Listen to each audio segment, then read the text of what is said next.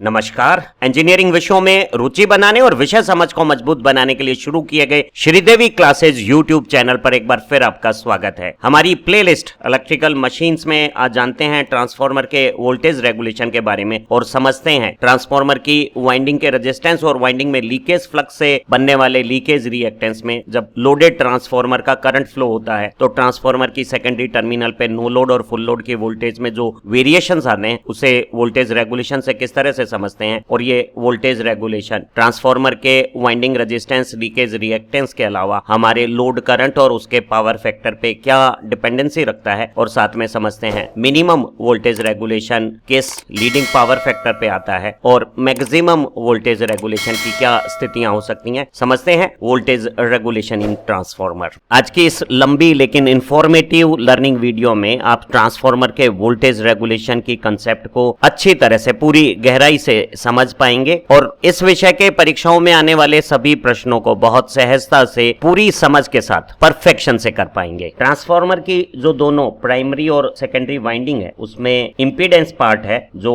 Winding के resistance primary और secondary winding resistance और दोनों वाइंडिंग में क्षरण फ्लक्स के प्रभाव को दिखाने वाले क्षरण प्रतिघात इंडक्टिव रिएक्टेंस से बनता है। एक ट्रांसफार्मर की सेकेंडरी पे लोड को अगर हटा दिया जावे तो सेकेंडरी में ओपन सर्किट कंडीशन से करंट फ्लो नहीं होगा, इंपीडेंस में किसी तरह की वोल्टेज ड्रॉप नहीं होगी और सेकेंडरी टर्मिनल वोल्टेज और सेकेंडरी इंड्यूस्ड ईएमएफ बराबर मान के हो जाएंगे। ओपन सर्किट कंडीशन में सेकेंडरी करंट जीरो होने से उसका रिफ्लेक्शन प्राइमरी में भी जीरो होगा और प्राइमरी का जो छोटा नो लोड करंट है उससे प्राइमरी के इंपीडेंस में भी वोल्टेज ड्रॉप को नेग्लिजिबल स्मॉल माना जा सकता है और प्राइमरी टर्मिनल वोल्टेज और प्राइमरी इंड्यूस्ड ईएमएफ बराबर होगी। तो नो लोड पे सेकेंडरी टर्मिनल वोल्टेज का रिफ्लेक्टेड पार्ट जो प्राइमरी ईएमएफ है वो प्राइमरी सप्लाई वोल्टेज के बराबर है। तो हम कह सकते हैं कि secondary terminal voltage refer to primary input primary voltage के बराबर है। जब एक ट्रांसफार्मर में सेकेंडरी लोड करंट को बढ़ाकर फुल लोड करंट कर दिया जाता है तो एक लैगिंग पावर फैक्टर के लोड के लिए सेकेंडरी वाइंडिंग के रेजिस्टेंस और लीकेज फ्लक्स के लीकेज रिएक्टेंस में करंट फ्लो से जो वोल्टेज ड्रॉप होती है उनके कारण सेकेंडरी की terminal voltage secondary induced EMF से कम हो जाती है। वहीं इस सेकेंडरी करंट का रिफ्लेक्शन प्राइमरी में नो लोड करंट के साथ जुड़कर प्राइमरी का करंट भी फुल लोड कंडीशंस का बना देता है और उस करंट से प्राइमरी वाइंडिंग के रेजिस्टेंस और प्राइमरी वाइंडिंग में भी लीकेज फ्लक्स के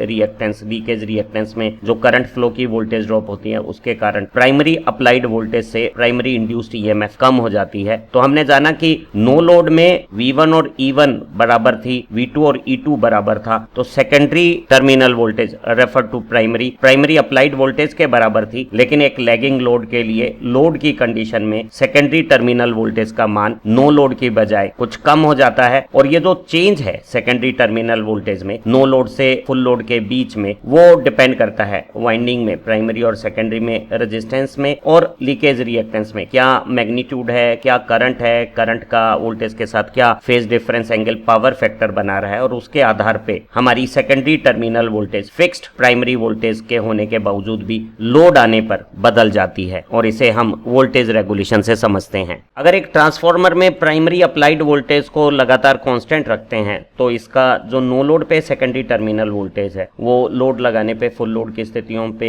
जो बदलाव करती है, जो नो लोड से फुल लोड के बीच में सेकेंडरी टर्मिनल वोल्टेज में अंतर आता है उस अंतर को प्राइमरी की अप्लाइड वोल्टेज कांस्टेंट रखते हुए per unit of no load voltage के साथ पढ़ा जाता है और इसे हम पर यूनिट वोल्टेज रेगुलेशन कहते हैं। हम पर यूनिट वोल्टेज रेगुलेशन को 100 से गुणा करके परसेंटेज वोल्टेज रेगुलेशन के रूप में भी पढ़ते हैं। ट्रांसफार्मर का वोल्टेज रेगुलेशन प्राइमरी की अप्लाइड वोल्टेज को कांस्टेंट रखते हुए सेकेंडरी की टर्मिनल वोल्टेज का लोड लगाने पर लोड के साथ गतिक रूप से बदलने वाला एक संख्यात्मक रूप है और वोल्टेज रेगुलेशन का जो मान है वो लोड के भार धारा के मान पे और भार धारा का विभव के साथ जो कलांतर कोण का कोसाइन है पावर फैक्टर उसके साथ बदलाव रखता है। और अगर एक ट्रांसफार्मर का जीरो वोल्टेज रेगुलेशन है तो वो एक आदर्श स्थिति बता रहा है जिसमें ट्रांसफार्मर का नो लोड और फुल लोड पे वोल्टेज एक समान रह रहा है। लेकिन व्यवहार में ट्रांसफार्मर में वोल्टेज रेगुलेशन होता है और ऐसी स्थितियों में नो लोड से फुल लोड के बीच में वोल्टेज को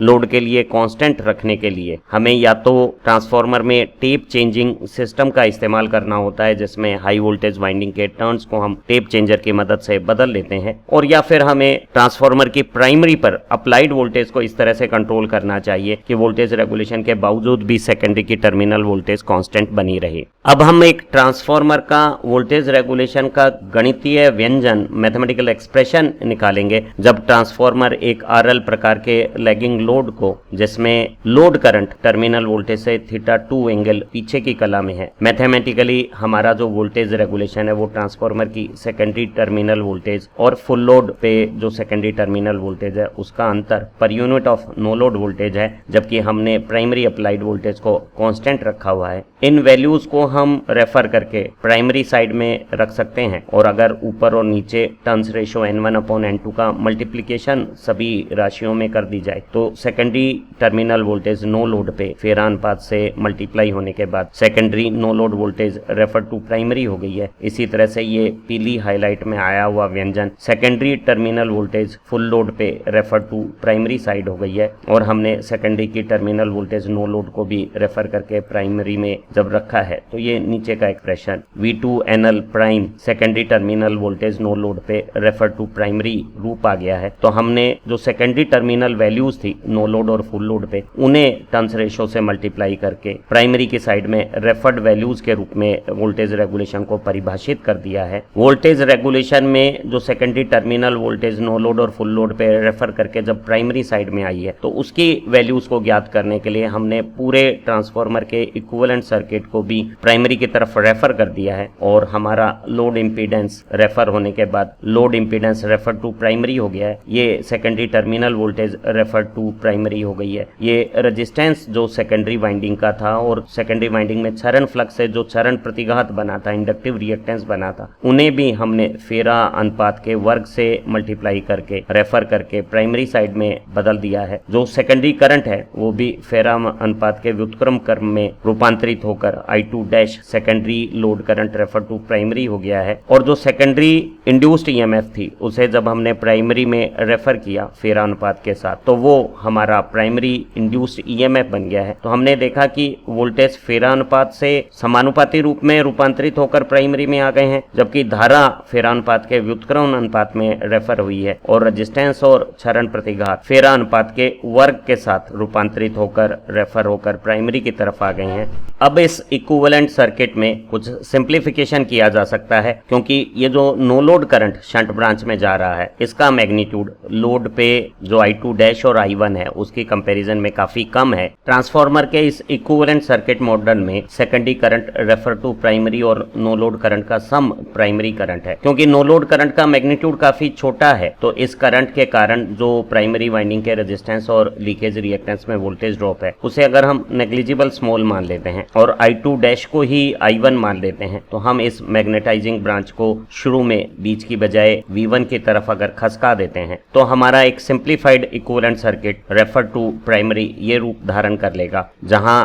R1 में वोल्टेज ड्रॉप को I1 की बजाय हमने I2 की वोल्टेज ड्रॉप मान ली है और I0 का योगदान इस वोल्टेज ड्रॉप में नेग्लिजिबल मानते हुए हटा दिया है। और ऐसी स्थिति में इस सिंप्लीफाइड इक्विवेलेंट सर्किट में प्राइमरी वाइंडिंग का रेजिस्टेंस और सेकेंडरी वाइंडिंग का रेजिस्टेंस रेफर टू प्राइमरी एक साथ जुड़कर total equivalent resistance refer to primary हो गया है। इसी तरह से प्राइमरी लीकेज रिएक्टेंस और secondary leakage reactance refer to primary जो फेरों के वर्ग अनुपात से मल्टीप्लाई होकर रेफर हुआ है उन दोनों का सम प्राइमरी लीकेज रिएक्टेंस कहलाया जा सकता है और इन दोनों का phasor sum total equivalent primary leakage impedance refer to primary हो गया है। और इसमें I2 से जो वोल्टेज ड्रॉप होती है उसे secondary terminal voltage refer to primary के साथ जोड़ने पर हमें प्राइमरी अप्लाइड वोल्टेज का ये रिलेशन प्राप्त हो जाएगा। नो लोड के समय जब सेकेंडरी इंपीडेंस को टर्मिनल से हटा दिया गया है तो हमारा सेकेंडरी करंट 0 हो जाएगा और उसका ये जो I2 रिफ्लेक्शन रूप है वो भी 0 रूप होगा। ऐसी स्थिति में वाइंडिंग के रेजिस्टेंस चाहे वो प्राइमरी वाइंडिंग का रेजिस्टेंस हो या सेकेंडरी वाइंडिंग का रेजिस्टेंस रेफर टू प्राइमरी हो उसमें और लीकेज रिएक्टेंस जो प्राइमरी और सेकेंडरी का leakage reactance refer to primary आया उनमें वोल्टेज ड्रॉप 0 हो जाएगी। I2 का मान 0 होने पर यह वोल्टेज ड्रॉप ड्रॉप 0 होने पे जो secondary terminal voltage no load पे रेफर टू प्राइमरी है उसका मान प्राइमरी अप्लाइड वोल्टेज V1 के बराबर हो जाएगा। जब सेकेंडरी के टर्मिनल पे किसी लोड इंपीडेंस को कनेक्ट कर दिया है, पूरा सर्किट रेफर टू प्राइमरी कर दिया है, तो लोड इंपीडेंस में जो करंट फ्लो हो रहा था वो रेफर होकर प्राइमरी में आ गया है और सेकेंडरी करंट अगर सेकेंडरी टर्मिनल वोल्टेज से किसी θ2 एंगल के साथ लैग कर रहा है तो उसका रिफ्लेक्शन I2 डैश जिसे लगभग I1 के बराबर रखा जा सकता है, वो यहाँ वाइंडिंग का जो लीकेज इंपीडेंस है टोटल रेफर टू प्राइमरी उसमें वोल्टेज ड्रॉप करेगा और प्राइमरी वाइंडिंग का रेजिस्टेंस और सेकेंडरी वाइंडिंग का रेजिस्टेंस रेफर टू प्राइमरी का जोड़ जो total equivalent resistance refer to primary है उसमें I1 करंट या I2 डैश करंट की कला में एक वोल्टेज ड्रॉप बनाता है और लीकेज फ्लक्स के रिप्रेजेंटेशन को लीकेज रिएक्टेंस कहते हैं और प्राइमरी का लीकेज रिएक्टेंस और सेकेंडरी वाइंडिंग का leakage reactance refer to primary XL2 prime को जोड़कर हम total equivalent leakage reactance refer to primary पढ़ सकते हैं और उसमें करंट फ्लो से एक ऐसी वोल्टेज ड्रॉप होती है जो करंट से 90 डिग्री आगे की कला में है और सेकेंडरी टर्मिनल वोल्टेज के साथ ये total equivalent resistance refer to primary और total equivalent leakage reactance refer to primary की वोल्टेज ड्रॉप को अगर हम जोड़ दें तो ये हमारी प्राइमरी अप्लाइड वोल्टेज आ जाएगी। तो लोड की कंडीशन पे जब प्राइमरी अप्लाइड वोल्टेज फिक्स्ड है तो हम पाते हैं कि secondary terminal voltage refer to primary जो नो लोड पे प्राइमरी अप्लाइड वोल्टेज के बराबर थी वो बदल गई है, वो वोल्टेज रेगुलेशन का कारण बनता है। एक व्यवहारिक ट्रांसफार्मर में फुल लोड की कंडीशन में जो total equivalent resistance refer to primary है उसमें वोल्टेज ड्रॉप V1 या V2 डैश की तुलना में मात्र 1% के आसपास होती है और इस total equivalent leakage reactance refer to primary में फुल लोड करंट की वोल्टेज ड्रॉप को V1 का 4 से 10% माना जा सकता है। वस्तुतः व्यवहार में ये वोल्टेज ड्रॉप काफी छोटी हैं और ऐसी स्थिति में जो V2 डैश और V1 के बीच में ये जो डेल्टा एंगल बन रहा है वो बहुत छोटा होगा और हम इस राइट एंगल ट्राइंगल OCD में जो OD स्क्वायर है पाइथागोरस कैलकुलेशन के हिसाब से वो आधार OC का स्क्वायर और लंब CD का स्क्वायर के बराबर है और CD का मान काफी छोटा है, वो OC या OD की कंपैरिजन में काफी छोटा है और ऐसी स्थिति में हम OD को OC के बराबर मान सकते हैं और अगर OD OC के बराबर है तो OC OA AB और BC का सम है तो हम कह सकते हैं कि OD जो V1 है न्यूमेरिकली वो OA secondary terminal voltage refer to primary और AB जो total equivalent resistance refer to primary में फुल लोड करंट से जो voltage drop I1 R equivalent 1 हुई है उसका इन फेज V2 की दिशा में कंपोनेंट यहाँ एंगल थीटा के साथ कोस θ2 घटक हो गया है और वहीं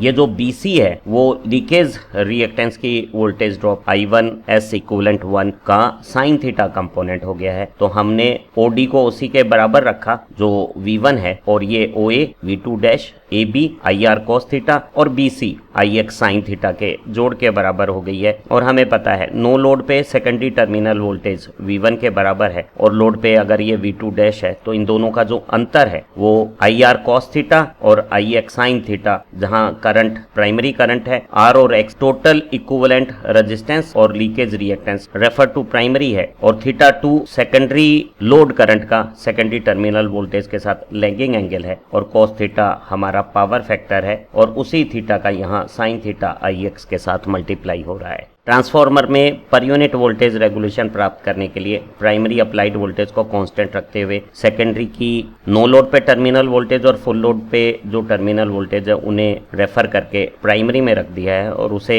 secondary terminal voltage no load पे रेफर टू प्राइमरी के साथ पर यूनिट रूप में जब हमने पढ़ा था तो ये जो नो लोड और फुल लोड के बीच में secondary terminal voltage refer to primary में अंतर आया है वो प्राइमरी में full load current total equivalent resistance refer to primary के साथ cos थीटा मल्टीप्लिकेशन के साथ लीकेज रिएक्टेंस उसमें करंट फुल लोड के साथ जो वोल्टेज ड्रॉप हो रही है उसके साथ साइन थीटा मल्टीप्लायर के साथ समेशन है और ये समेशन नो लोड और फुल लोड के बीच में हमारी सेकेंडरी टर्मिनल वोल्टेज जो रेफर कर दी गई है प्राइमरी की तरफ उसमें अंतर हो गया है और इसे पर यूनिट रूप में हमने जब पढ़ा है तो फुल लोड पे इक्विवेलेंट रेजिस्टेंस की वोल्टेज ड्रॉप को नो लोड रेटेड वोल्टेज के साथ रेशो करते हैं तो इसे हम पर यूनिट रेजिस्टेंस कहते हैं। I1 X equivalent 1/V2 no load refer to primary. XPU हो गया है फुल लोड करंट पे लीकेज रिएक्टेंस में पर यूनिट वोल्टेज ड्रॉप, और RPU को cos थीटा से मल्टीप्लाई करके और XPU को sin थीटा से मल्टीप्लाई करके समेशन करने पर हमें एक लैगिंग पावर फैक्टर पे ट्रांसफार्मर का पर यूनिट वोल्टेज रेगुलेशन ज्ञात हो जाएगा। ट्रांसफार्मर के वोल्टेज रेगुलेशन को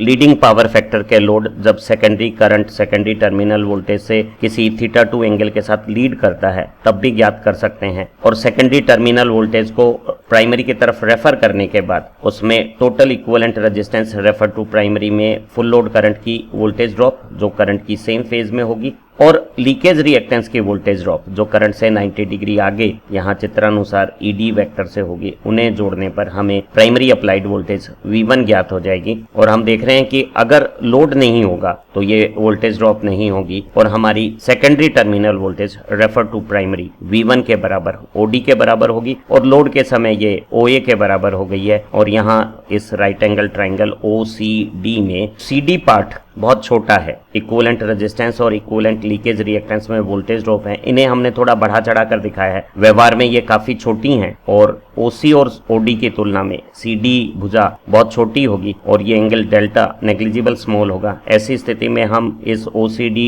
राइट एंगल ट्राइंगल में OD स्क्वायर जो OC square plus CD square है, CD काफी छोटा है तो हम OD स्क्वायर को OC स्क्वायर के बराबर मान लें तो इस OD को जो V1 है उसे OC के बराबर रख सकते हैं, और OC को हम O से A और उसमें फिर AB को जोड़ने पर और बाद में BC को घटाने पर वैल्यू प्राप्त कर सकते हैं। और CD अगर छोटी है तो OD OC के बराबर है, और OC OA और AB के सम में BC का सब्ट्रैक्शन रूप हो गया है कि OD नो लोड पे सेकेंडरी टर्मिनल वोल्टेज या हमारी प्राइमरी अप्लाइड वोल्टेज है, OA secondary terminal voltage refer to primary है, और AB रेजिस्टेंस में फुल लोड करंट से जो वोल्टेज ड्रॉप हो रही है उसका V2 डैश की दिशा में घटक cos थीटा रूप है, और BC लीकेज रिएक्टेंस की वोल्टेज ड्रॉप का V2 की दिशा में घटक साइन थीटा रूप हो गया। और ये यहाँ साफ जाहिर हो रहा है कि OA में AB का जोड़ होने के बाद हमने BC को घटाया है ताकि हमें OC प्राप्त हो गया, और OC OD के बराबर V1 या हमारी secondary terminal voltage no load refer to primary है। और अगर हम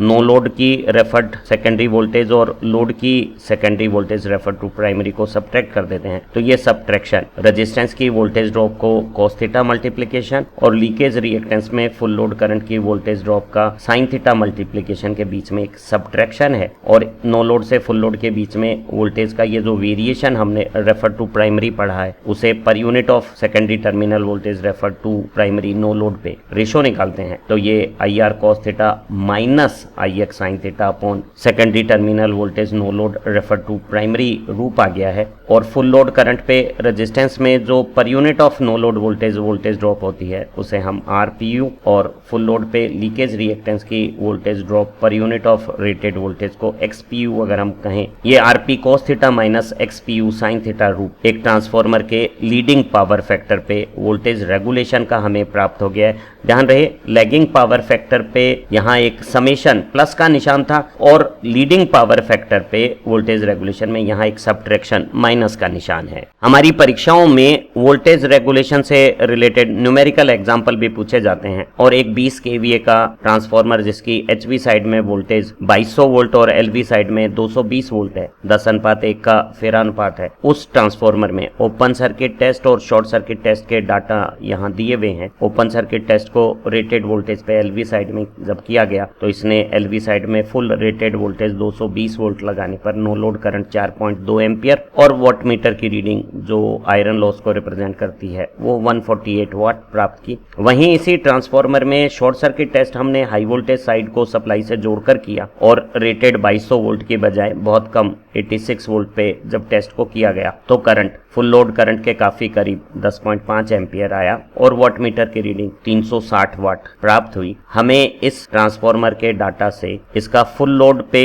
वोल्टेज रेगुलेशन दोनों 0.8 पावर फैक्टर लैगिंग और 0.8 पावर फैक्टर लीडिंग पे ज्ञात करना है और साथ ही साथ दोनों स्थितियों में सेकेंडरी की टर्मिनल वोल्टेज है full load lagging power factor और लीडिंग पावर फैक्टर पे क्या रहती है उसे भी ज्ञात करना है। तो यहाँ वोल्टेज रेगुलेशन की कैलकुलेशन में ओपन सर्किट टेस्ट के ये जो डाटा है वो इररिलेवेंट है, इनकी हमें कोई जरूरत नहीं है और केवल शॉर्ट सर्किट टेस्ट की डाटा से हम total equivalent resistance, leakage reactance या impedance refer to HV side प्राप्त कर सकते हैं। और हमें मालूम है सिंप्लीफाइड सर्किट में शॉर्ट सर्किट कंडीशन पे वोल्टेज और करंट का ratio total equivalent impedance refer to HV side आ गया है और शॉर्ट सर्किट वोल्टेज 86 में शॉर्ट सर्किट करंट 10.5 का भाग देने पर ट्रांसफार्मर का एचवी साइड पे total equivalent impedance 8.19 ohm 8.19 ohm प्राप्त हो गया है। ट्रांसफार्मर में जो power loss short circuit test में हुआ है वो केवल रेजिस्टेंस में होता है और वो अगर I²R पढ़ा जाए तो वॉट मीटर की पावर रीडिंग में करंट की रीडिंग का स्क्वायर भाग देने पे हमें total equivalent resistance refer to HV side जिसे हम वन नोटेशन से डिनोट कर रहे हैं वो प्राप्त हो गई। पावर की वैल्यू शॉर्ट सर्किट टेस्ट में 360 वाट है और करंट 10.5 एम्पियर का वर्क का भाग देने पे total equivalent resistance refer to HV side 3.26 ohm आ गया है। एचवी साइड में शॉर्ट सर्किट टेस्ट से total equivalent impedance refer to HV side 8.19 ohm और P/I² से total equivalent resistance refer to HV side 3.26 ohm हमें प्राप्त हो गया और Z और R और X में पाइथागोरस कैलकुलेशन से हमने total equivalent reactance refer to HV side जब कैलकुलेट किया तो वो 7.5 ओम प्राप्त हो गया है। हमारे ट्रांसफार्मर में फुल लोड वोल्टेज रेगुलेशन ज्ञात करने के लिए हमें फुल लोड करंट ज्ञात करना होगा और एचवी साइड में रेटेड VA 20,000 में नो लोड रेटेड वोल्टेज 2200 का भाग देने पे हमारा ट्रांसफार्मर का एचवी साइड का फुल लोड करंट 9.09 एम्पियर प्राप्त हो गया है और हमारा नो लोड से फुल लोड के बीच में जो सेकेंडरी टर्मिनल वोल्टेज में वेरिएशन आता है वो variation refer to HV side का full load current, HV side में रेफर टोटल इक्विवेलेंट रेजिस्टेंस और एचवी साइड में refer total equivalent leakage reactance के साथ रेस्पेक्टिवली कॉस थीटा और साइन थीटा का मल्टीप्लिकेशन है, जहां ये θ2 सेकेंडरी लोड करंट का सेकेंडरी टर्मिनल वोल्टेज के साथ फेज डिफरेंस एंगल है और वो हमें पावर फैक्टर cos θ2 0.8 लैगिंग के लिए साइन थीटा की वैल्यू 0.6 आ जाएगी और full load current 9.09, equivalent resistance 3.26, power factor cos θ2 0.8 corresponding sine theta 0.6 के साथ x equivalent refer to HV side multiplication करने पर total secondary terminal voltage variation from no load to full load refer to HV side 64.6 volt प्राप्त हो गया है और इसे हम एचवी की रेटेड वोल्टेज के साथ अगर पर यूनिट में पढ़ें तो ये 0.029 पर यूनिट है और 100 से मल्टीप्लाई करके परसेंटेज वोल्टेज रेगुलेशन निकालें तो ये 2.9% पॉजिटिव है। पॉजिटिव रेगुलेशन बता रहा है कि नो लोड की वोल्टेज ज्यादा है और फुल लोड पे वोल्टेज में जो वेरिएशन हो रहा है वो 2.9% है। जो लैगिंग पावर फैक्टर पे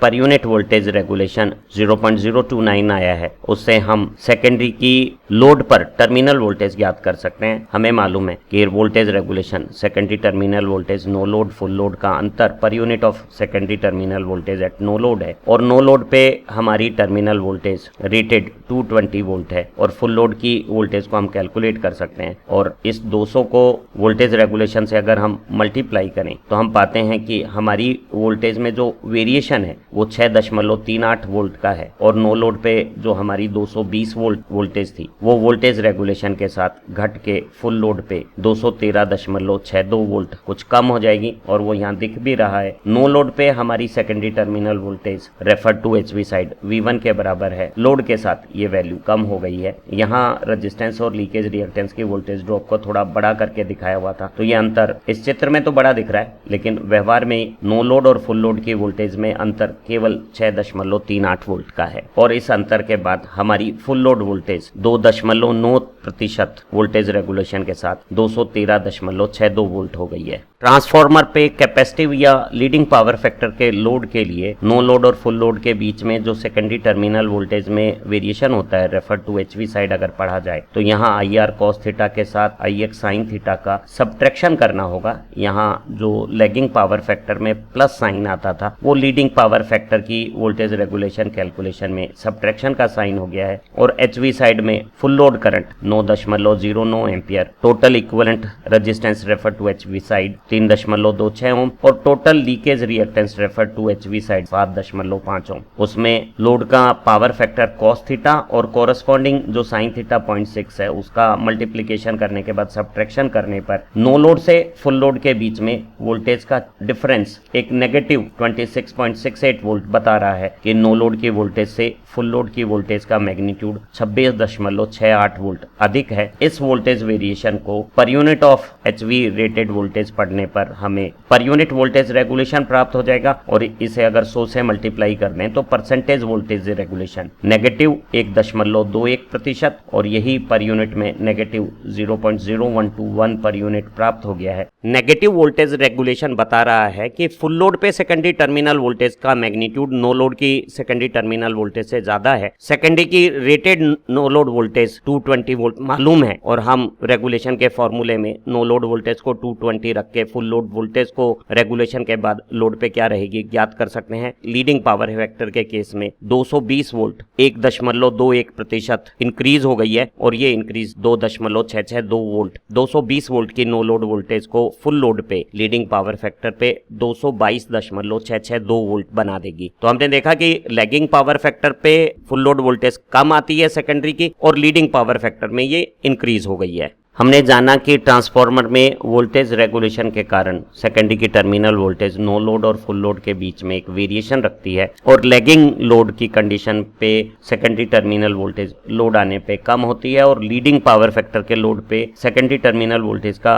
मान बढ़ जाता है। और ऐसी स्थिति में अगर एक इलेक्ट्रिक इक्विपमेंट को रेटेड वोल्टेज से ज्यादा वोल्टेज मिलती है तो ओवर वोल्टेज से इलेक्ट्रिकल और इलेक्ट्रॉनिक डिवाइसेज की जो वर्किंग लाइफ है वो कम हो जाती है। वहीं अगर इक्विपमेंट को अंडर वोल्टेज मिलेगी तो उनका पावर आउटपुट अगर वो कांस्टेंट इंपीडेंस के हैं तो कम हो जाएगा। जैसे किसी हीटिंग डिवाइस में लोअर वोल्टेज पे हीटिंग पावर आउटपुट कम हो जाएगा। वहीं अगर वो वेरिएबल इंपीडेंस प्रकार के लोड हैं तो वो लोअर वोल्टेज पे अपने इंपीडेंस को बदल के ज्यादा करंट ड्रॉ करने लगेंगे ताकि सेम पावर जो आउटपुट की नीड है वो बनाई जा सके। तो वोल्टेज का वेरिएशन अधिक होना या कम होना हमारे लिए डिजायरेबल नहीं है क्योंकि सभी इक्विपमेंट और डिवाइस किसी खास ऑपरेटिंग वोल्टेज पे जिसे हम उस इक्विपमेंट की रेटेड वोल्टेज कहते हैं और वही हमारी सामान्य स्थिति पे सप्लाई की वोल्टेज होती है उसी पर काम करने के लिए उन्हें डिजाइन किया हुआ होता है। और एक नॉर्मल लोड अपने इनपुट पर जो वोल्टेज आता है वो फेयरली कांस्टेंट रहनी चाहिए और एक ट्रांसफार्मर में आइडियली नो लोड से फुल लोड के बीच में कोई वोल्टेज वेरिएशन नहीं होना चाहिए और ऐसे आइडियल ट्रांसफार्मर का वोल्टेज रेगुलेशन मिनिमम 0% होना चाहिए। व्यवहार में आइडियल 0% वोल्टेज रेगुलेशन संभव नहीं है तो एक वोल्टेज रेगुलेशन का संख्यात्मक मान जितना कम होगा वो उतना ही पसंद किया जाएगा और उसे हम अच्छा रेगुलेशन मानेंगे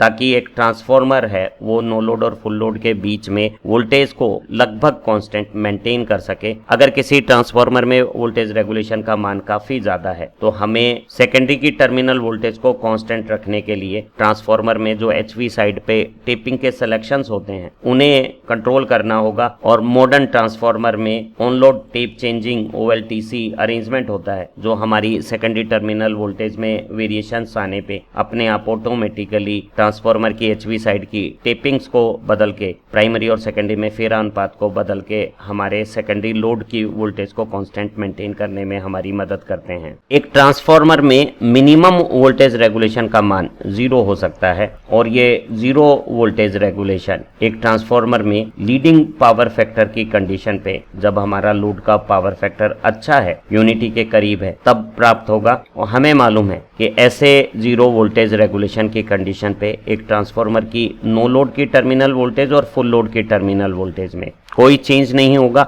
एक लीडिंग पावर फैक्टर की कंडीशन पे नो लोड और फुल लोड की वोल्टेज में जो चेंज आता है उसे अगर रेफर टू एचवी साइड हम पढ़ें तो वो आई आर कॉस थीटा, जहां आई और R refer to primary side full load current और टोटल इक्विवेलेंट रेजिस्टेंस है, उसका कॉस थीटा मल्टीप्लीकेशन, और आई एक्स साइन थीटा, जहां आई और एक्स प्राइमरी साइड में फुल लोड करंट और टोटल इक्विवेलेंट लीकेज रिएक्टेंस है, उसका साइन थीटा मल्टीप्लीकेशन। उन दोनों में एक सबट्रैक्शन है, और अगर वोल्टेज रेगुलेशन जीरो है तो ये वोल्टेज वेरिएशन भी जीरो होगा, अर्थात आई आर कॉस थीटा का मान आई एक्स साइन थीटा के साथ न्यूमेरिकली इक्वल है, और इस इक्वलिटी से टेन थीटा का मान टोटल इक्विवेलेंट रेजिस्टेंस और टोटल इक्विवेलेंट लीकेज रिएक्टेंस जो प्राइमरी साइड में रेफर किए गए हैं उनके रेशो के बराबर हो गया। एक नॉर्मल डिजाइन में ट्रांसफार्मर का इक्विवेलेंट रेजिस्टेंस की कंपैरिजन में लीकेज रिएक्टेंस 3 से 5 गुना हो सकता है, और ऐसी स्थिति में टेन थीटा का मान 0.2 से 0.3 के आसपास हो सकता है, और हमारा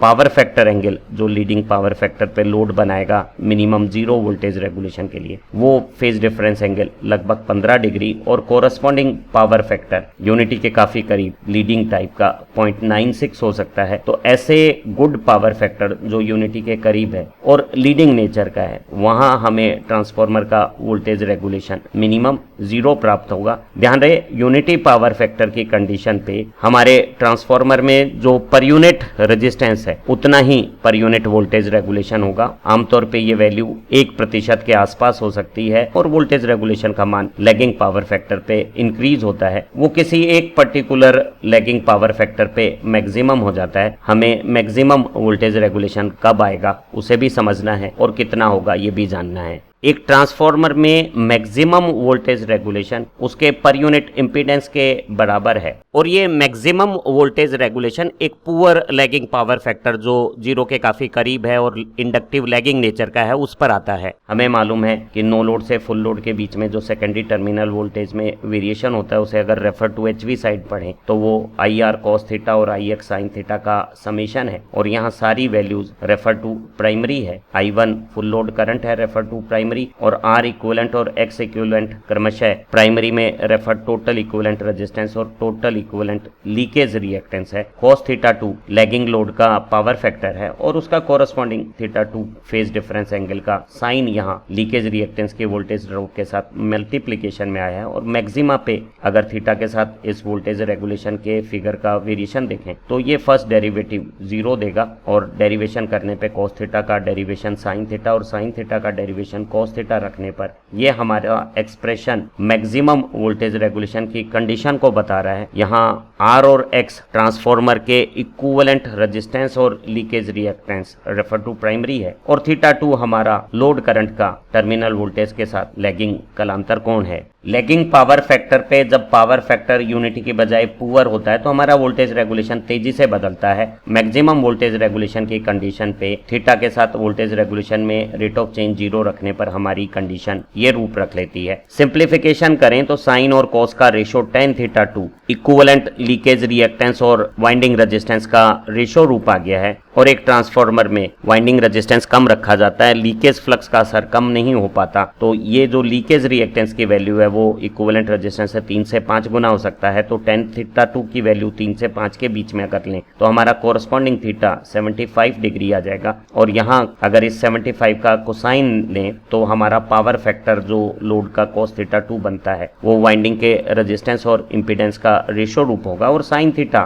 लीकेज रिएक्टेंस और इंपीडेंस का रेशो रूप होगा। तो जो मैक्सिमम रेगुलेशन की कंडीशन है उसमें अगर हम cos थीटा 2 की जगह R/Z रखें और साइन थीटा की जगह X/Z रखें, और मैक्सिमम वोल्टेज रेगुलेशन के इस एक्सप्रेशन को सिंप्लीफाई करें तो यहाँ R² और X² का समेशन Z² हो जाएगा, वो Z से डिवाइड होगा तो ये IZ/V रूप हो गया है, जो फुल लोड पे इंपीडेंस में पर यूनिट वोल्टेज ड्रॉप को रिप्रेजेंट कर रहा है। रेटेड करंट पे ट्रांसफार्मर का इंपीडेंस जो पर यूनिट वोल्टेज ड्रॉप करता है उसे Z पर यूनिट कहते हैं। तो जो हमारा मैक्सिमम वोल्टेज रेगुलेशन है वो एक पुअर लैगिंग पावर फैक्टर पे जो 0.2 के आसपास हो सकता है, परसेंटेज इंपीडेंस के बराबर हमें मैक्सिमम वैल्यू के रूप में प्राप्त हो गया है। उम्मीद है आज की इस लर्निंग वीडियो से ट्रांसफार्मर में वोल्टेज रेगुलेशन की कंसेप्ट परीक्षा उपयोगी तैयार हो गई है। इन्हीं उम्मीदों के साथ फिर मिलते हैं एक नई लर्निंग वीडियो के साथ। अगर आपको हमारा ये लर्निंग वर्क पसंद आया है तो इसे अपने दोस्तों के साथ शेयर कीजिएगा और हमारे स्टडी नोट्स प्राप्त करने के लिए चैनल की मेंबरशिप भी ज्वाइन कीजिएगा। Thank you very much.